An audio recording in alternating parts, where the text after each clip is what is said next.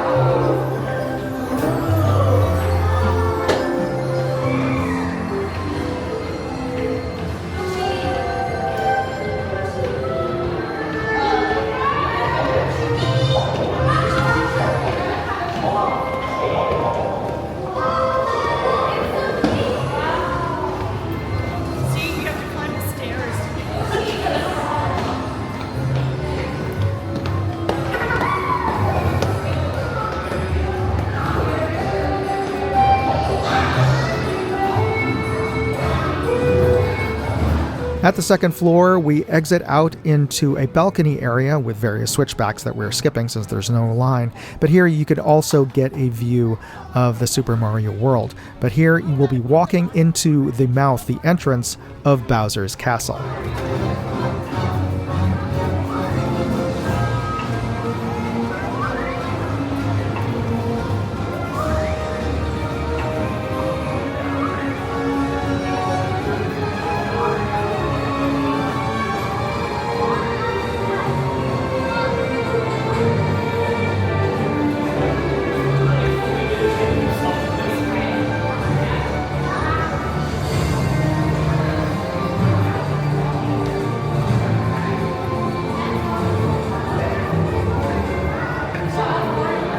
In this wing of the castle, we find the trophies for the races, the tracks, and the power-ups in the game.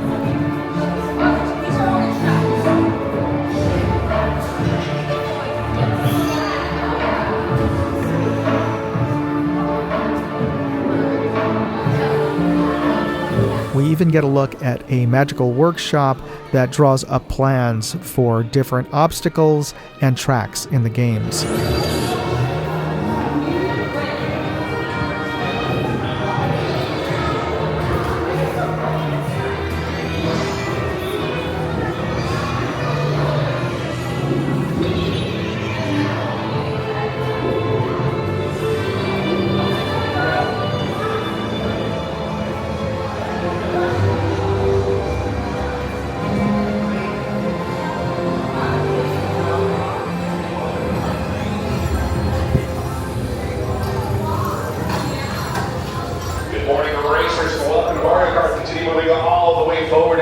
yourself a red hat. Utilize bold staircases to make your way down to the racing floor.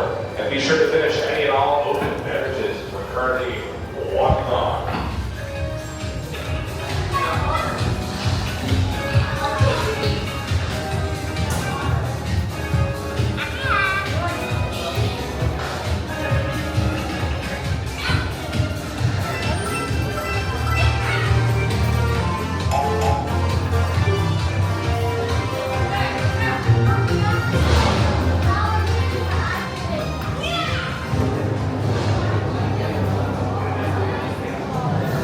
These are bins that contain plastic Mario brim caps, and they ratchet onto your head, so they do fit a number of different head sizes. And there are additional places you can pick up these caps later on, should you miss this particular bin.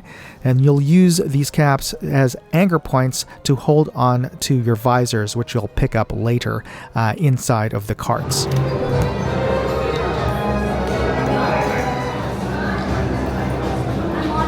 If you did identify yourself as a single rider, you would have skipped ahead to this line on the right. How many? 4? You're going to take 3 and 4, please. 3 and 4.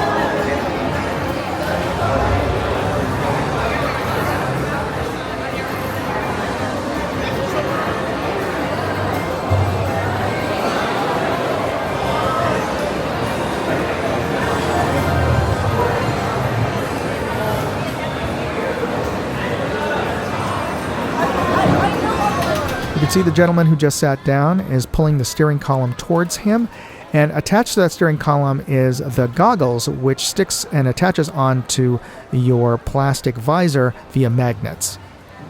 These are augmented reality goggles, which project images of the game onto the lenses, which are reflected back to you. The steering wheel has a fire button, and you use it to aim your power-up.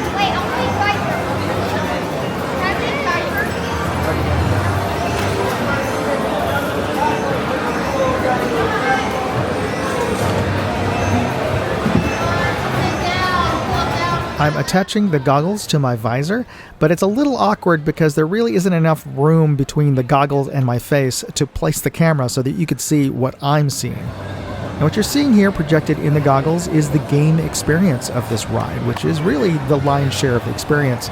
I'm going to do my best to share it with you, but it is an imperfect attempt. Now, at this point, I am just wearing the goggles, so you're seeing in the camera the actual dark ride without the game overlay experience. To see the driver's point of view, I actually have to pull off the goggles from my visor and place it in front of the camera. You can see that you earn points by pressing the fire button on the steering wheel and aiming at various targets throughout the ride.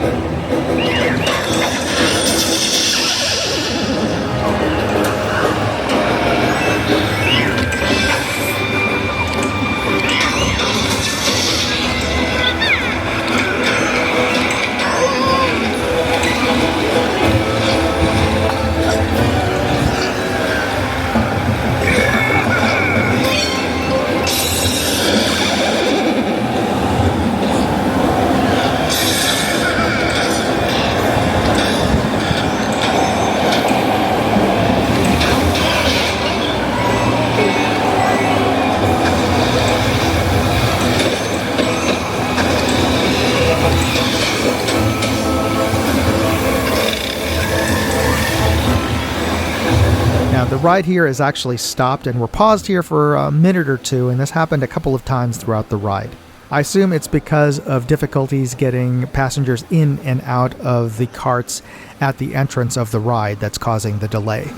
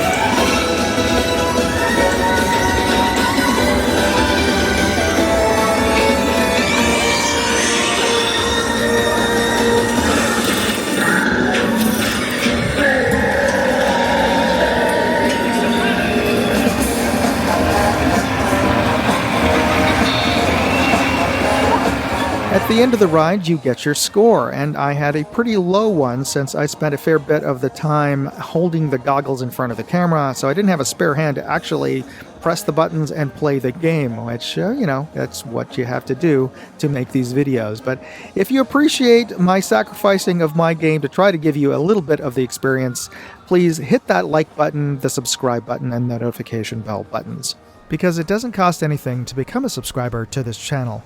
And leave me a comment and let me know what you think of the video. Do you think it was even worth my time to hold the goggles in front of the camera so that you could get some of the augmented reality experience? Now we unhook our goggles and leave them on the steering column. And as we step off onto the platform, there are bins to leave your plastic Mario visors, and the staff presumably will be disinfecting them before handing them off to the next riders. And just like at Disneyland, and you step out of the ride into the main gift shop at Super Mario World. Well, actually, it's the only gift shop at Super Mario World, where you can pick up your power-up wristbands if you didn't pick them up elsewhere in Universal. Exit into the gift shop. Best part. So I'll be posting up additional videos showcasing other parts of Super Mario World, as well as other rides at Universal Hollywood. So be sure to hit that subscribe button and notification bell, and you'll be notified when I post my next video. God bless. Moondog out. Hey, I'd like to know what you thought of this video. Leave me a comment or chat with me on Facebook, Twitter, TikTok, MeWe, Instagram, or Locals. And if you want to see all of my videos, go to moondogindustries.com.